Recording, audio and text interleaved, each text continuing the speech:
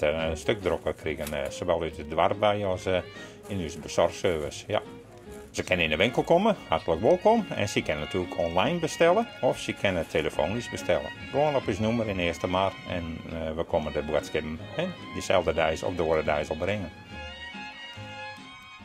Er is vaak een acute situatie, bijvoorbeeld in de corona in een gezin. En je rijdt je alle minuten niet een keer in quarantaine, zoals ze zeggen. Ja, en dan toevallig heb je niks in huis. Dus dan kunnen wij daar heel snel op inspelen. Het viel heel goed dat we dit al hier in mijn farmacoboxen kennen.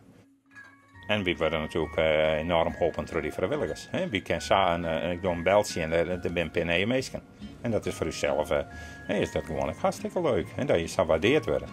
En goed, de kassa voelen het al. Nou, dan een beetje bij voor door. Ja.